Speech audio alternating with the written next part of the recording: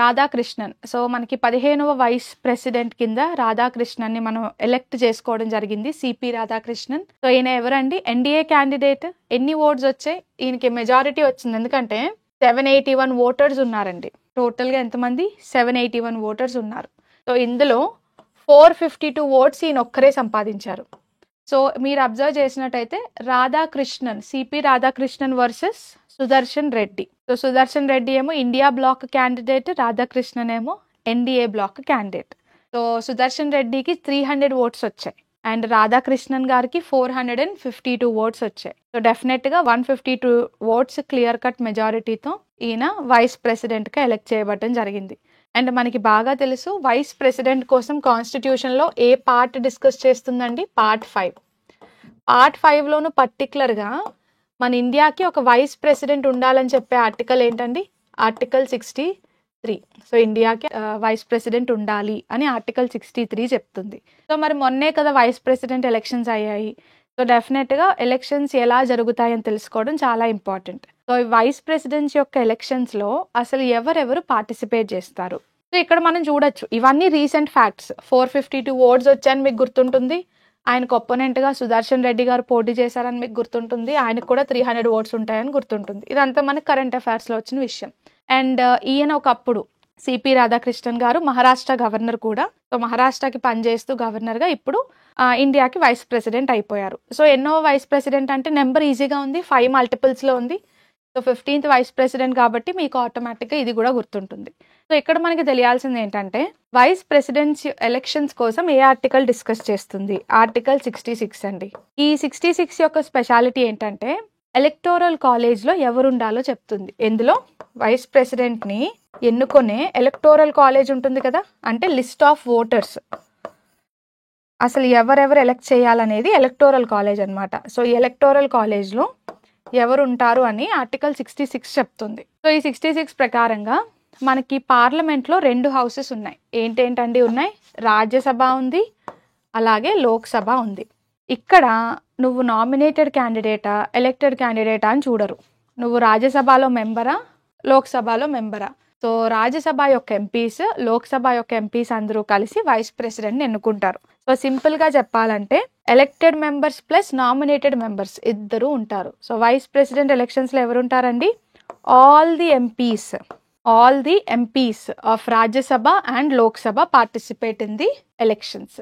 ఎలా ఎన్నుకుంటున్నారు? ఇండైరెక్ట్గానే కదా, direct elections అవ్వట్లేదు. ఇండైరెక్ట్గా వీళ్ళు మన ఎంపీలు ఆయన ఎన్నుకుంటున్నారు. So indirect elections. మెథడ్ ఏంటి? సో మెథడ్ని ఏమంటామండి? Proportional representation by single transferable vote. అది మెథడ్. అంటే ఏం జరుగుతుంది?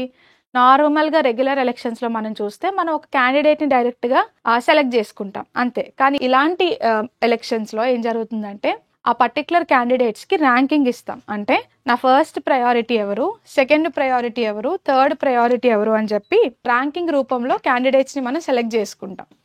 సో అలా ర్యాంకింగ్ ఇవ్వడాన్నే proportional representation by single transferable vote system అని పిలుస్తారు. సో ఈ ర్యాంకింగ్ ద్వారా ఎన్నుకున్నాం. సో ఈ ర్యాంకింగ్లో ఎన్నుకుంటున్నప్పుడు ఈ ఇండైరెక్ట్ ఎలక్షన్స్ అనే మెథడ్ వైస్ ప్రెసిడెంట్కి కాకుండా ఇంకా ఎవరికి ఉంది? ఇదే మెథడ్ ప్రెసిడెంట్కి ఫాలో అవుతాము, ప్రెసిడెన్షియల్ ఎలక్షన్స్కి.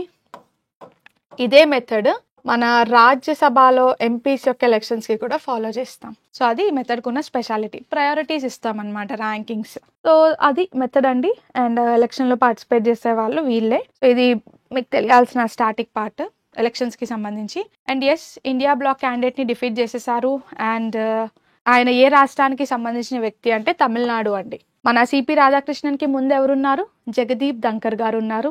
ఆయన రిజైన్ చేశాకే కదా ఈయన ఎలక్షన్స్కి పోటీ పెట్టారు. సో తమిళనాడుకి సంబంధించిన పర్సన్. ప్రీవియస్గా మహారాష్ట్రకి గవర్నర్గా పనిచేశారు. ఎన్నో రాష్ట్రాలకి, జార్ఖండ్ లాంటి రాష్ట్రాలకు కూడా గవర్నర్గా పనిచేశారు. సో ఇదంతా మనకి తెలియాల్సిన ఆయనకు సంబంధించిన కొన్ని బేసిక్ ఫ్యాక్ట్స్.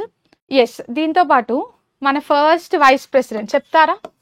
మొట్టమొదటి వైస్ ప్రెసిడెంట్ సర్వేపల్లి రాధాకృష్ణన్ అయితే 15వ vice president CP Radhakrishnan. So ఈ రాధాకృష్ణన్ గారి స్పెషాలిటీ ఏంటంటే ఇండియాకి మొట్టమొదటి వైస్ ప్రెసిడెంట్ ఆయనే. అలాగే ఇండియాలో అత్యంత ఎక్కువ కాలం వైస్ ప్రెసిడెంట్గా పనిచేసిన వ్యక్తి కూడా సర్వేపల్లి రాధాకృష్ణన్ గారే. So longest serving vice president అన్న, ఫస్ట్ వైస్ ప్రెసిడెంట్ అన్న Radhakrishnan garu has to be the answer. 15 అన్నప్పుడు సిపి రాధాకృష్ణన్ వస్తారు. Okay right. So yes, already 2 సార్లు ఇది వరకు లోక్సభకు కూడా ఎన్నికయ్యారు ఈయన. వైస్ ప్రెసిడెంట్ అనేది మన కాన్స్టిట్యూషనల్ బాడీస్లో ఓవరాల్గా ఇండియాలోనే సెకండ్ హైయెస్ట్ కాన్స్టిట్యూషనల్ పోస్ట్. ఎందుకంటే మనకు తెలుసు కదా, రాష్ట్రపతి అందరికన్నా ఇంపార్టెంట్. హైయెస్ట్ కాన్స్టిట్యూషనల్ పోస్ట్ అయితే vice president second highest constitutional post. So ఒక్కసారి స్పీడ్గా ఇంపార్టెంట్ ఆర్టికల్స్ని రివైజ్ చేసేద్దాం. సో ఆర్టికల్ 63 ఇండియాకి వైస్ ప్రెసిడెంట్ ఉండాలని చెప్తుంది. ఆర్టికల్ 64 ఎవరైతే ఇండియాకి వైస్ ప్రెసిడెంట్ అవుతారో ఆయనే ఆటోమేటిక్గా మన రాజ్యసభకి చైర్మన్. అలా చెప్పే ఆర్టికల్ ఏంటి? ఆర్టికల్ 64. మరి ఆర్టికల్ 65 ఏం చెప్తుంది? ఒకవేళ ఏదైనా ఒక పరిస్థితుల్లో కానీ ప్రెసిడెంట్ యొక్క ఆఫీస్ ఖాళీ అయితే ఆ ప్రెసిడెంట్ ప్లేస్లో వైస్ ప్రెసిడెంటే ప్రెసిడెంట్ అవ్వాలి. ఇలా చెప్పేది ఆర్టికల్ 65. మోస్ట్ ఇంపార్టెంట్ ఆర్టికల్స్ అండి. ఇన్ఫ్యాక్ట్ మనకి ఆర్టికల్ 63 నుంచి 66 వరకు ఖచ్చితంగా తెలియాల్సిన ఆర్టికల్స్. ఎందుకంటే 63 ఆయన ఉండాలని చెప్తుంది, 65 ఏమో ప్రెసిడెంట్ లేకపోతే వైస్ ప్రెసిడెంటే ప్రెసిడెంట్ అవుతారని చెప్తుంది, 66 ఏమో ఆయన ఎవరు ఎలెక్ట్ చేస్తారో చెప్తుంది. సో ఇవి ఖచ్చితంగా తెలియాల్సిన ఆర్టికల్స్.